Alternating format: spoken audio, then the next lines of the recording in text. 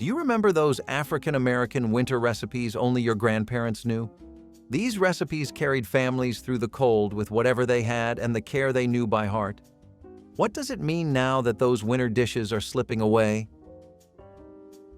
Collard greens with smoked turkey necks was the kind of winter recipe your grandparents leaned on when the cold settled deep and meals needed to feel whole. Collards survived frost, standing tall in backyard gardens long after other vegetables faded, making them a dependable winter crop. She washed each leaf slowly, stripping out the stems and stacking the greens into a bowl. The smoked turkey necks hit the pot first, releasing a warm, smoky aroma that wrapped through the kitchen. Onions, seasoning, and water followed before the collards were added in handfuls that wilted into the broth. The pot simmered for hours, the turkey neck softening until the meat pulled gently from the bone. By the time it was ready, the broth was deep and savory, the greens tender and full of flavor. Served with cornbread or rice, the pot fed everyone without costing much. It was winter food made from patience, wisdom, and the belief that comfort did not require luxury. Sweet potato stew was one of those slow, hearty winter meals your grandparents leaned on when they needed something filling that could stretch across days. Sweet potatoes stored well through cold months, waiting in pantry boxes until needed. She peeled and chopped them into thick chunks that held their shape through long cooking. Into the pot they went with onions, spices, and water or broth if she had it. As the stew simmered, the potatoes softened into tender bites that warmed the body from the inside out. The broth thickened into a sweet, savory coating that tasted richer than its ingredients suggested. Sometimes she added rice to stretch the pot or a bit of meat when possible, but most days the stew stood proudly on its own. Its sweetness made it a favorite among children, and its heartiness made it reliable for adults facing long winter days. By the time it reached the table, the house felt warmer and everyone felt cared for.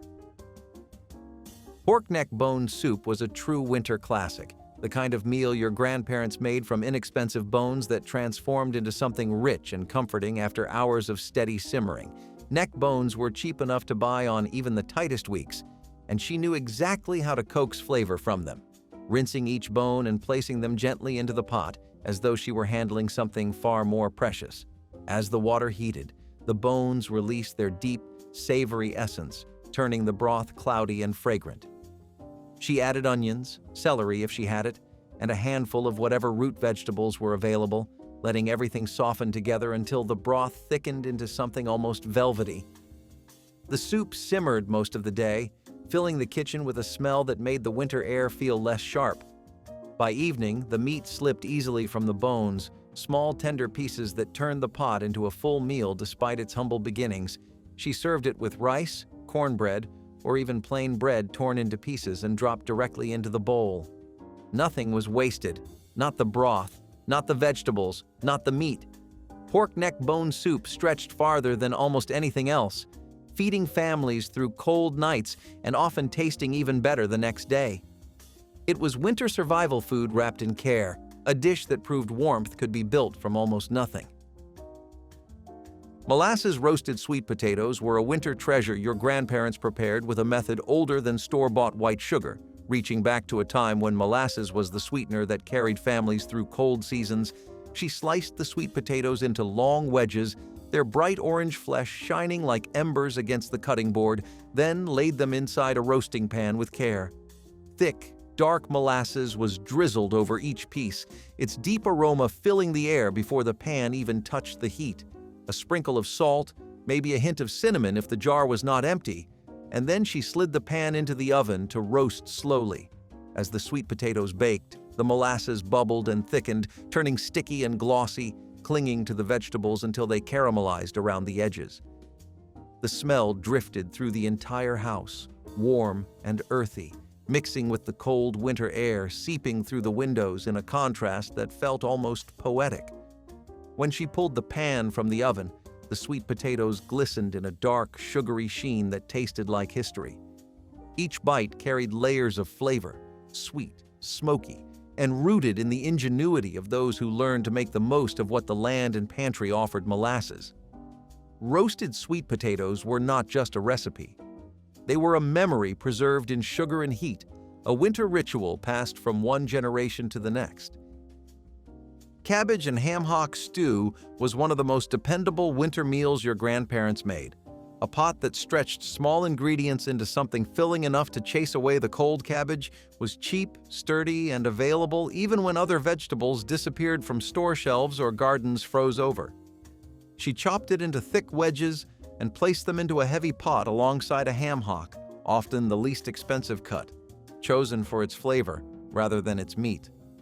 As the pot heated, the ham hock released its smoky richness, slowly seasoning the cabbage with depth that tasted far more luxurious than the cost-suggested potatoes or onions were added when available, each one breaking down into the broth, turning it hearty and warming.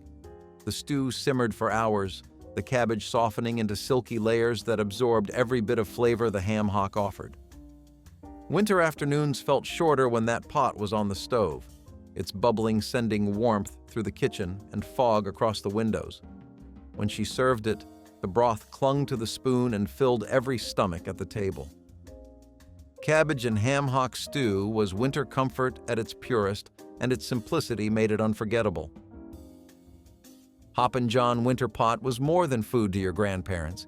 It was a symbol of luck, tradition, and the unspoken hope that winter would be kind. She mixed rice, black-eyed peas, and bits of smoked meat into one pot, letting everything simmer until the ingredients melded into a warm, savory dish that tasted like heritage. The peas softened into creamy bites, the rice absorbed the smoky flavor, and the meat, even in small amounts, brought depth that made the whole pot feel abundant. As the mixture bubbled slowly, the house filled with the comforting scent of peas and broth, creating a warmth that pushed back against the cold pressing at the windows. She stirred the pot with steady patience, knowing the dish could not be rushed if the flavors were to settle the way they were meant to. Hoppin John was tied to memory, to stories whispered across generations, and to belief in small blessings that carried families through long winters. Eating it felt like participating in something older than the table itself. It was winter food rooted in ritual, eaten not only because it fed many, but because it carried meaning. Every spoonful felt grounding, like a reminder that even hard seasons could bring blessing. Hot water cornbread with winter greens was the combination your grandparents turned to when frost was heavy and the stove had to work overtime. The cornbread came together with nothing more than cornmeal, boiling water, and a pinch of salt, shaped by hand and fried until golden and crisp steam rose from the skillet as each patty sizzled, filling the kitchen with heat that cut through the chill. Winter greens like collards or turnips simmered beside it, tender from long cooking and seasoned with whatever smoked scraps she had saved. When she ladled the greens into bowls and placed the hot cornbread on top, the meal transformed into something hearty enough to carry everyone through the longest evenings. The bread soaked up the potlikker, turning every bite rich and warming. It was the kind of simple, sturdy food that wrapped itself around the bones, proving that plain ingredients could still feel powerful. Together, they made a meal that tasted simple and strong, built from ingredients that survived the cold. Oxtail stew with root vegetables was Sunday winter food, saved for the coldest days when something rich and slow-cooked felt necessary. Oxtails were once inexpensive, and your grandparents knew how to coax tenderness from them, simmering for hours until the meat slipped easily from the bone. Carrots, potatoes, and onions soaked up the broth, turning soft and flavorful.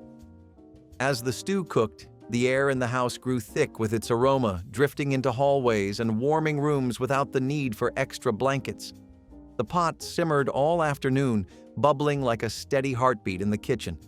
When she finally lifted the lid, steam billowed upward like a cloud of comfort. The broth had turned deep and silky, clinging to each piece of meat and vegetable, promising warmth that lasted long after dinner. For many families, this stew was the highlight of winter Sundays, a dish that made the cold feel less sharp and the night less long. The stew filled the house with warmth that lingered even after the bowls were empty. Buttermilk biscuits with cane syrup were a winter morning staple, the kind that warmed hands and stomachs before a long day. She mixed flour, cold fat, and buttermilk with practiced motions, shaping biscuits that baked into soft, tender layers. The sound of the oven door closing signaled that warmth was coming, long before the sun rose high enough to chase away the frost.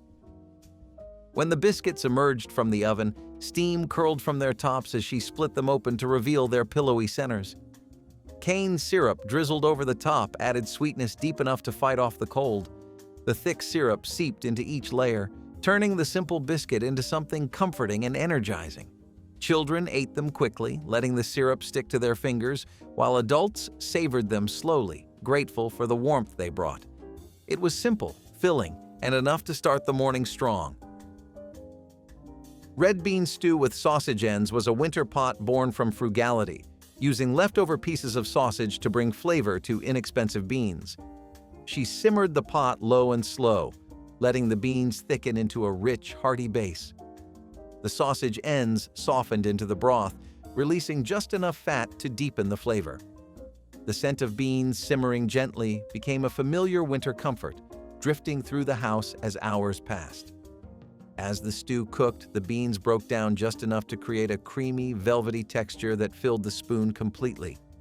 Even with only a few small pieces of meat, the flavor felt full and satisfying, proof that the right seasoning could build strength into any pot. She served it with rice when she had some, or with cornbread when she did not, stretching the meal as far as she needed. It was a dish built from resourcefulness, patience, and the knowledge that winter demanded warmth. Served over rice, it fed everyone for little cost. Potato and onion skillet bake was one of those winter dishes your grandparents relied on when the cold settled in and money had to stretch further than anyone liked to admit. Potatoes were cheap and dependable, stored in bags in the pantry where they waited for moments just like this. Onions lasted nearly as long, their papery skins keeping them fresh even when the temperature dipped low. And together they became the base of a meal that tasted far richer than its ingredients suggested. She sliced the potatoes into thin rounds and cut the onions into half moons that released their sharp scent into the kitchen. In a heavy skillet, she heated a spoonful of drippings until it shimmered, then layered the vegetables carefully with salt and pepper. As the skillet warmed, the edges crisped into golden bites while the centers softened into tender layers. The aroma drifted through the house like a promise of warmth. Sometimes she baked the dish to finish it, letting the top crisp perfectly. No matter how she cooked it, the result stuck to the ribs and made winter nights feel softer. It was simple, comforting, and the kind of food your grandparents perfected without written recipes. Stewed okra with tomatoes and bacon drippings was the winter version of a dish your grandparents made all year, adjusted for months when fresh okra was gone and frozen jars took its place. She thawed the okra slowly, sliced it into soft green rounds, and used canned summer tomatoes as the bright base. In a deep pot, she warmed bacon drippings until the smoky scent drifted through the room, then added onions and garlic before pouring in the okra and tomatoes. Everything simmered into a thick, comforting stew, the okra turning silky and the tomatoes breaking into sauce. Sometimes she added a pinch of sugar or pepper, trusting her senses more than any recipe. Served over rice or with cornbread, it fed the family without needing expensive ingredients. It warmed stomachs and spirits, proving again that simple food made with care could turn harsh winters into something gentler. Salt pork and white beans was a winter survival pot your grandparents depended on when the pantry looked sparse and the cold refused to ease. White beans were inexpensive, filling, and easy to store, making them a quiet backbone of winter meals. She rinsed them carefully before dropping them into a pot, then added a small piece of salt pork whose fat and salt transformed everything. As the beans simmered, they absorbed the richness until each one held smoky warmth. Sometimes she added onions or garlic, sometimes nothing more than pepper, but the result was always dependable. The broth thickened naturally as the beans softened, creating a creamy texture without needing cream. Served with cornbread or rice, it fed the whole table for little cost. It was the kind of dish that taught quiet resilience, showing that even in hard seasons, warmth could be made from almost nothing. Chicken backs and rice soup was winter comfort built from the cheapest parts of the bird, pieces most people ignored, but your grandparents turned into something nourishing. Chicken backs and necks were inexpensive, often tossed into a small bag that carried the foundation of deep flavor. She rinsed them, placed them in a pot, and added onions and water to build the broth. As it simmered, the bones released richness that filled the kitchen with a gentle, familiar scent. Once the broth deepened, she added rice, letting it swell until the soup became thick with comfort. The meat slipped easily from the bones, and she returned the tender pieces to the pot. Sometimes she added carrots, sometimes just salt and pepper. No matter how simple it was, the meal felt complete. It warmed the body, soothed tired hands, and fed children who needed strength for the cold mornings ahead. Fried catfish with winter cornmeal batter was a seasonal treat your grandparents made when they wanted something hearty enough to fight the cold but familiar enough to taste like tradition. The fish came cleaned and ready, often caught locally or purchased cheaply when budgets were tight.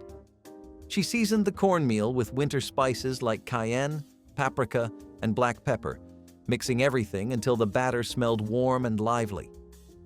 Each fillet was dipped into the mixture, coated evenly with the golden grains, then lowered into hot oil where it sizzled instantly. The crackling sound filled the kitchen with excitement, and the aroma rose quickly, drifting through every room and calling everyone closer. As the fish fried, the edges crisped beautifully, while the inside stayed tender and flaky. She laid each fillet on a brown paper bag to soak up the excess oil, the paper turning translucent under the weight of the catfish. Served with hot sauce, rice, or sometimes just a slice of white bread, the meal felt bigger than its ingredients. It carried warmth, memory, and the joy of something fried in the middle of winter when spirits needed lifting. Fried catfish made cold days feel shorter, and your grandparents understood exactly how powerful that could be. Baked rice pudding with nutmeg was the winter dessert your grandparents relied on when they wanted something sweet that required almost no money and very little effort. Leftover rice formed the base, the kind that sat in the refrigerator waiting to be transformed into something new. She mixed it with milk, eggs, sugar when she had it, and a generous shake of nutmeg whose scent filled the kitchen instantly. The mixture went into a deep baking dish, its surface smoothed evenly before being slipped into the warm oven. As it baked, the pudding swelled gently, its edges turning golden while the center set into a soft, custard-like texture. The smell alone brought people into the kitchen, drawn by the warm aroma of spice and sweetness curling through the winter air. When she pulled it out, the top shimmered slightly, flecked with nutmeg and promising comfort. She served it warm, often in mismatched bowls, each spoonful creamy, cozy, and rich without being heavy. It tasted like a dessert built from memory rather than extravagance. On the coldest days, baked rice pudding with nutmeg was a reminder that sweetness could still be part of winter, even when everything else felt scarce. Gumbo's herbs was a once-a-year winter tradition, a greens-focused gumbo your grandparents made when the season called for something deep, dark, and soul-warming. She gathered handfuls of winter greens like collards, kale, mustard, and turnip, washing them thoroughly before chopping them into ribbons. These greens simmered for hours with onions, celery, and herbs, filling the pot with a richness that came entirely from the earth. Sometimes she added smoked meat, sometimes she kept it meatless in honor of older traditions. But always the pot tasted layered, grounding, and strong. As it cooked, the greens broke down into tender bites that melted into the broth, creating a gumbo unlike any other winter spices deepened the flavor, and the roux thickened everything into a hearty stew perfect for the coldest days. Served over rice, Gumbo's herbs tasted like wisdom passed through generations, a gentle reminder that nourishment could come from the simplest plants. It was a dish made with intention, a celebration of survival, and a way to honor the changing seasons.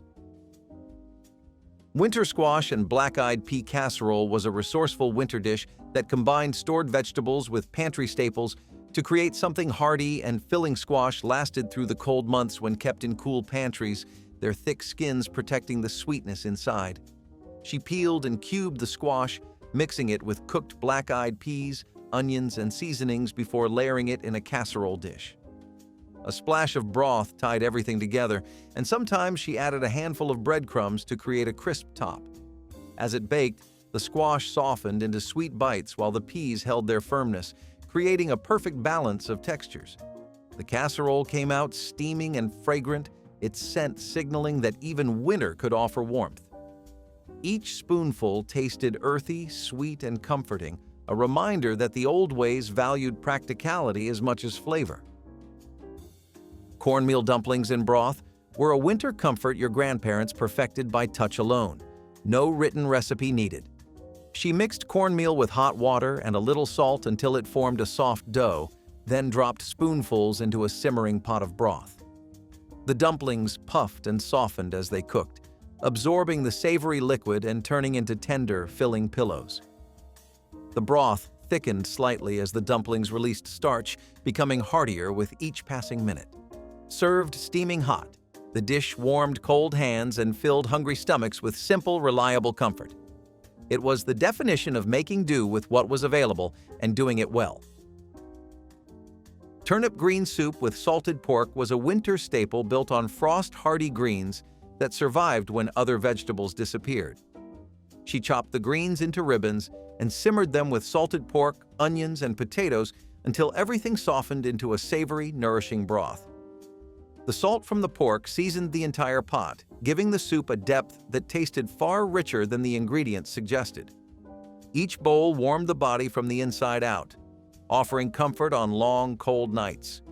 Turnip green soup was winter resilience made edible, the kind of dish only grandparents knew how to bring to life so perfectly. Spiced apple brown Betty was one of those winter desserts your grandparents could make even when the cupboards looked empty, because it used what they always had on hand: stored apples, stale bread, warm spices, and the quiet determination to make something sweet during the coldest months of the year. She peeled the apples into thin slices, letting them fall into a big bowl while the kitchen filled with the fresh, sharp scent of fruit-meeting winter air. Then she tore leftover bread into rough crumbs, never too perfect, never too fine, just enough to catch the spices she mixed in with her steady hands. Cinnamon, nutmeg, and a little molasses or brown sugar if she had it turned the crumbs into a fragrant coating that felt like warmth itself.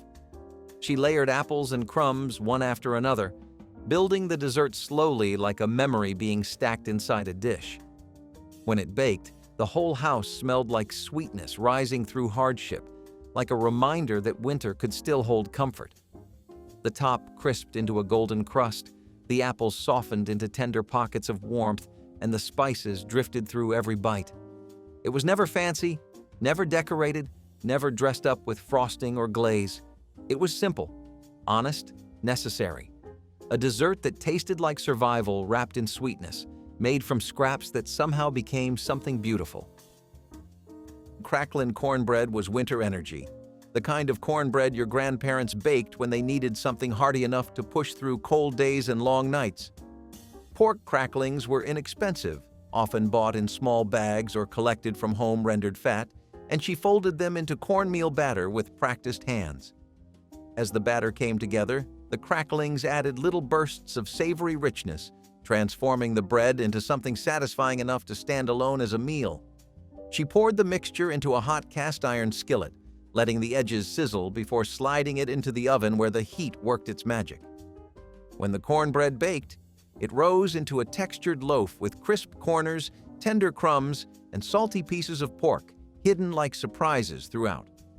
The smell filled the house with the deep comfort of warmth meeting hunger, a reminder that even simple things could feel abundant. Served with greens, beans, or just a pat of butter, this cornbread carried families through the harshest stretches of winter. Every slice tasted like resourcefulness, like history, like the old knowledge that nothing should ever be wasted. Stewed chicken feet were a winter broth built from the parts of the bird most people ignored. But your grandparents knew better. Chicken feet were cheap, full of collagen, and perfect for slow simmering on days when the cold crept into every corner of the house. She washed them carefully, trimmed them, and dropped them into a pot with onions, celery, garlic, and whatever seasoning she had saved. As the pot simmered for hours, the feet released richness into the broth, creating a silky texture that warmed the body from the inside out. Vegetables softened, flavors deepened, and the kitchen filled with steam that fogged the windows and wrapped the room in heat. Children waited for bowls of the broth, Not always for the feet themselves, but for the flavor that felt like winter comfort in liquid form. It was a dish born from necessity, from using everything, wasting nothing, and respecting each ingredient. And in those long simmered bowls, there was nourishment far deeper than the cost ever suggested. Field pea and smoked meat stew was a winter pot your grandparents relied on because dried peas lasted for months, and smoked scraps gave flavor even when the pantry was nearly bare. She rinsed the peas, picked through them with quick fingers, and poured them into a pot where they met onions, drippings, or a small piece of smoked meat saved for such meals.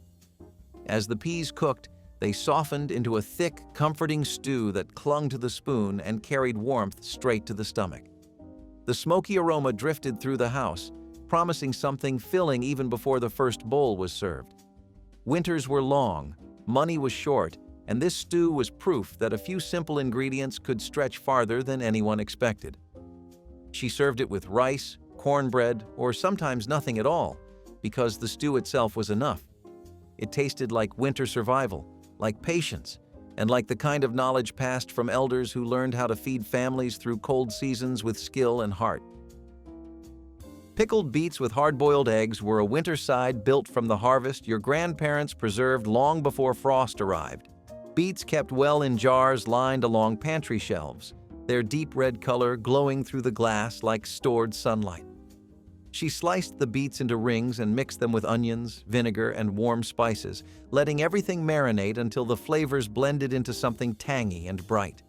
Hard-boiled eggs soaked in the mixture, turning pink and absorbing the rich beet flavor that made each bite special. In the cold months when fresh vegetables were scarce, this dish brought color and freshness to the table, lifting even the heaviest winter meals. The combination was simple but striking, a reminder of the gardens that once filled summer with life. Your grandparents ate it with greens, cornbread, or whatever hot dish filled the main part of the plate, and it always added contrast, brightness, and a spark of memory. Chitterlings with potatoes were a winter holiday dish that required patience, care, and hours of slow cooking. Your grandparents cleaned the chitterlings thoroughly, washed them again and again, and prepared them with onions, vinegar, peppers, and seasonings until they simmered into tenderness. Potatoes were added to the pot later, absorbing the broth and rounding out the meal into something deeply filling. The dish filled the house with a strong aroma that signaled a special occasion, because chitterlings were not for every day. They were for the times when family gathered, when the cold pressed in, when tradition called for something linked to generations before. It was a labor of love, a dish that demanded respect, and one that tasted like history simmered low and slow.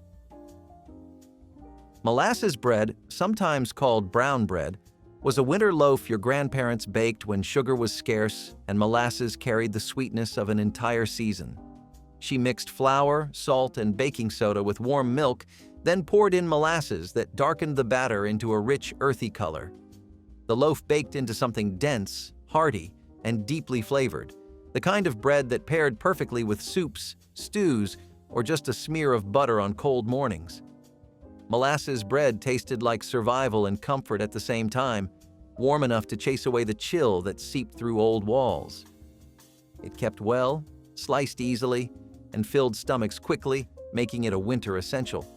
And because molasses stayed fresh long after sugar ran out, this loaf became the kind of recipe families held on to tightly, passing it down as a reminder that sweetness could still be found even in the hardest seasons.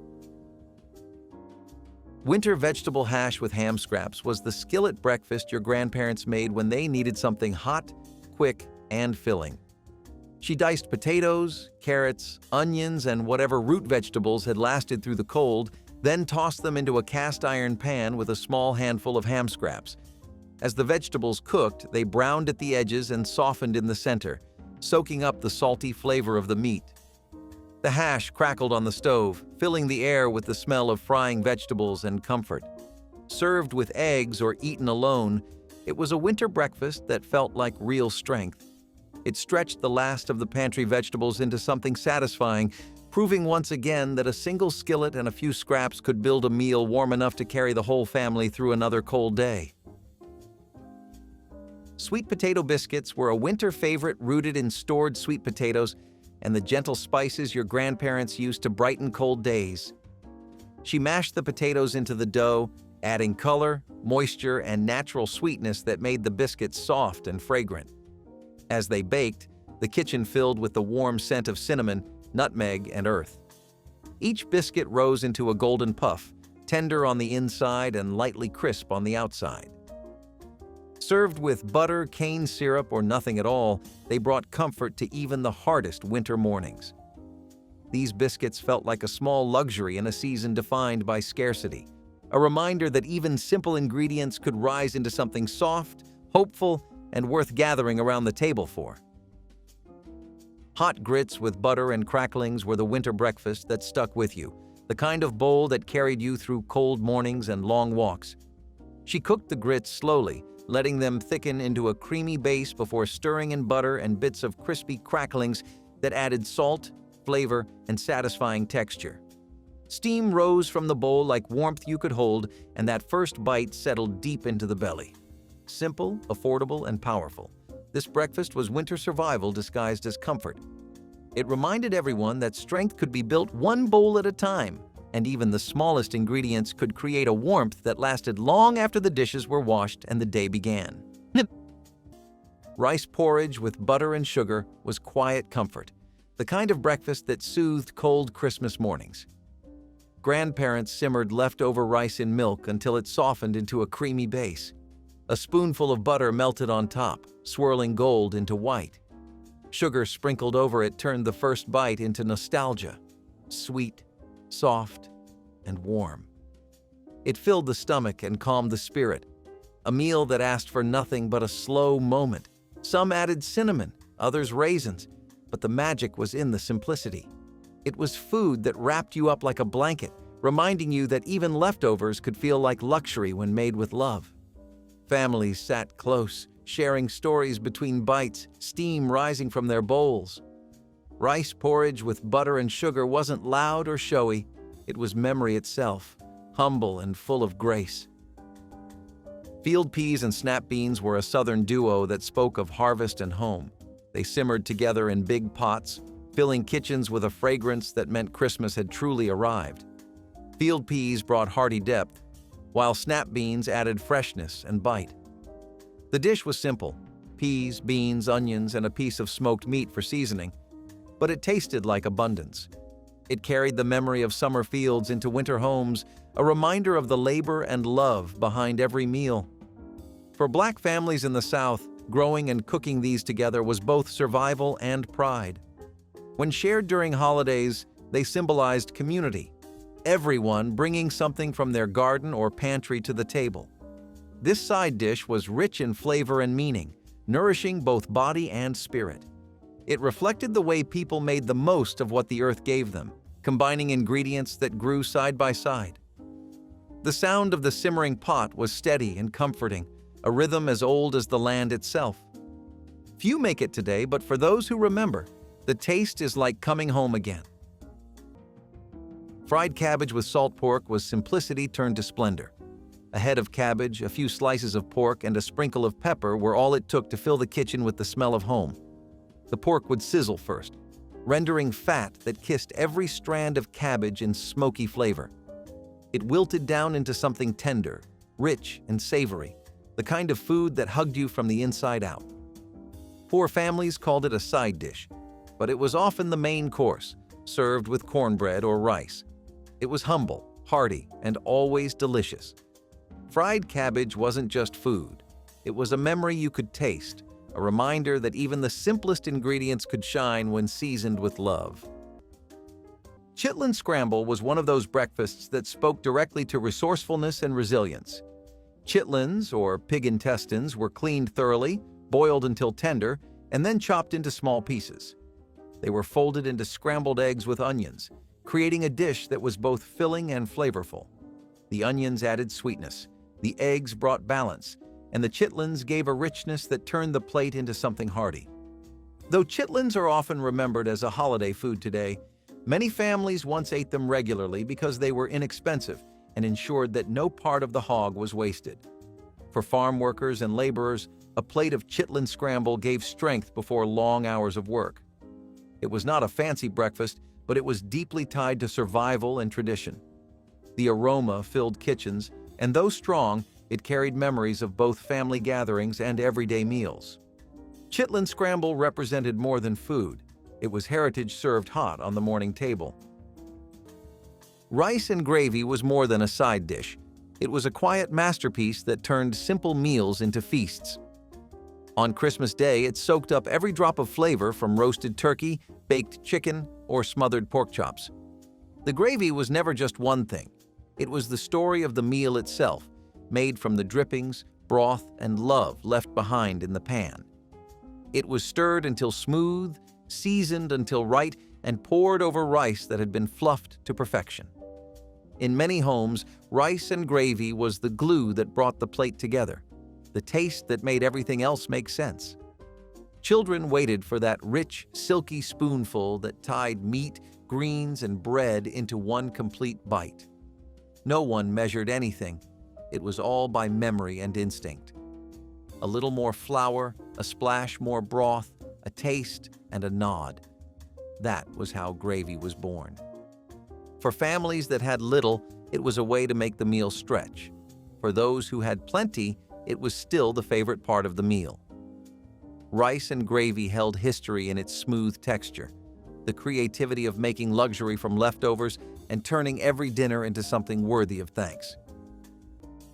Collard greens with smoked turkey necks were the heartbeat of Christmas dinner, a pot of patience simmering slow and steady on the stove. When ham hocks were too expensive, turkey necks stepped in, cheap, smoky, and full of soul. The greens were washed again and again, stripped of stems, and piled high into the biggest pot in the kitchen. They'd cook down until tender, swimming in a broth that smelled like home. That potlikker, as elders called it, held every ounce of flavor, rich enough to dip cornbread in.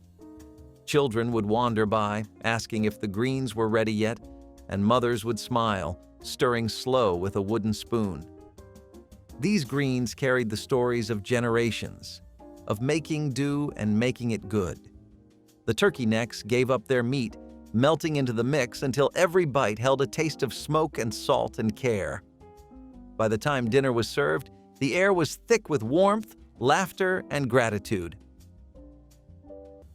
Buttermilk pancakes with sorghum syrup were the taste of Southern Christmas mornings, sweet, warm, and steady. Grandparents stirred batter smooth in a big bowl, the sound of the whisk keeping rhythm with gospel playing low on the radio. The griddle hissed as each ladle of batter hit, spreading into circles that browned just right. When stacked high, the pancakes steamed like soft clouds waiting for the pour. Sorghum syrup, thick and dark, flowed slow over the top, pooling in the edges. Its taste was deep, old-fashioned, with hints of caramel and smoke. Families gathered sleepy-eyed around the table, watching the syrup drip and laughing softly at the morning quiet. Every forkful was sweet and grounding, comfort that didn't need decoration. Pancakes were never just pancakes.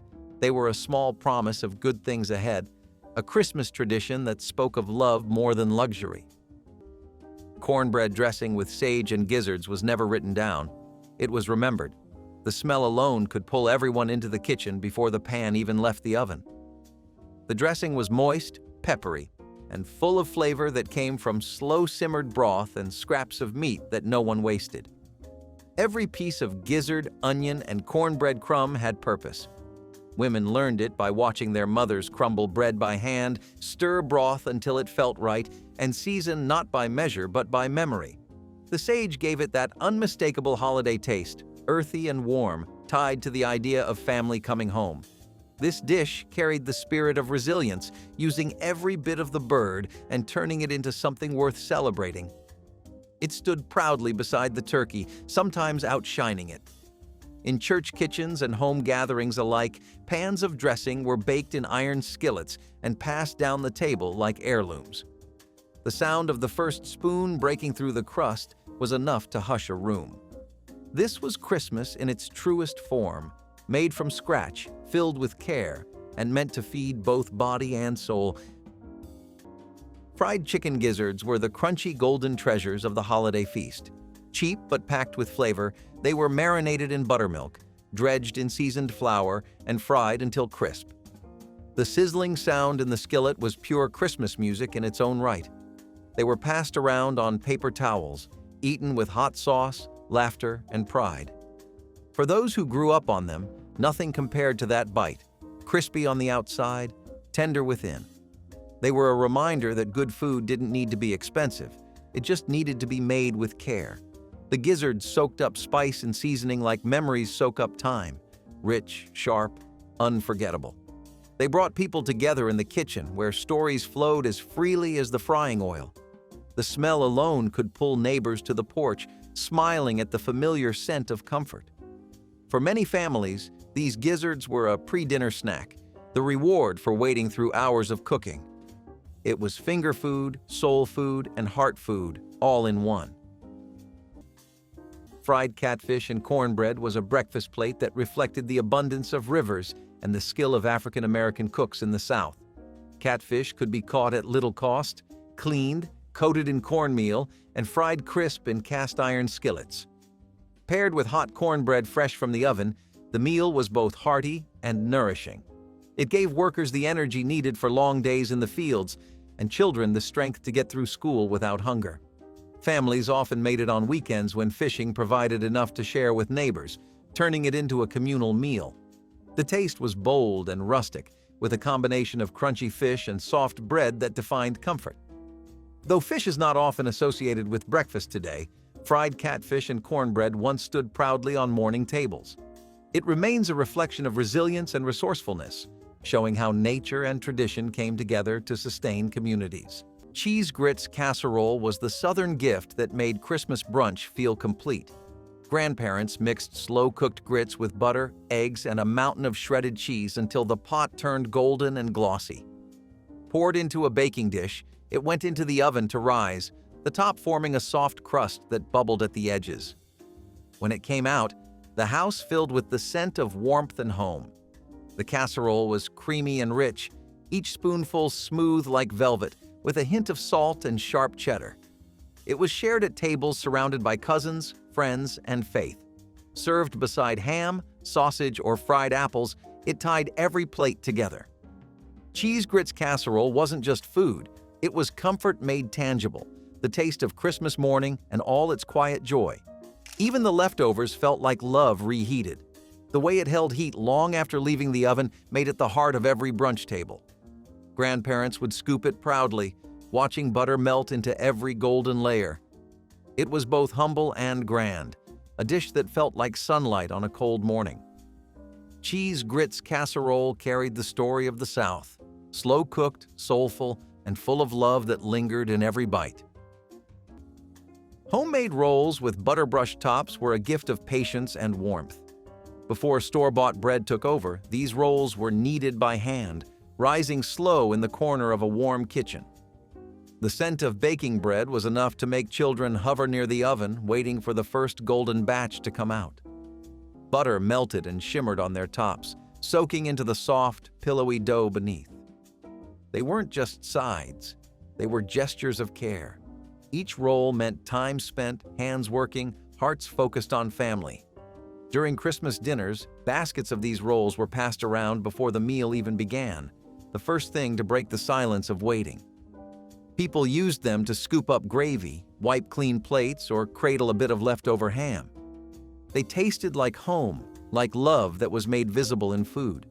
No fancy machines, no shortcuts, just flour, yeast, water, and skill born from generations of cooks who knew exactly how dough should feel. The first bite was always soft, buttery, and slightly sweet, the kind of comfort that could make any holiday perfect. Sweet potato coffee cake was a breakfast that carried warmth, thrift, and community in every slice. Families would mash leftover sweet potatoes into the batter, seasoning it with cinnamon, nutmeg, and sometimes cloves before baking it in heavy cast-iron pans that gave it a perfect crust. The result was moist and spiced, with a natural sweetness that came not from sugar, but from the potatoes themselves, making it both healthy and filling. It was often served at church gatherings or Sunday breakfasts when a little something special was needed on the table to bring people together. The dish reflected African-American traditions of stretching what was available into something memorable, proving that nothing went to waste in kitchens where creativity was survival.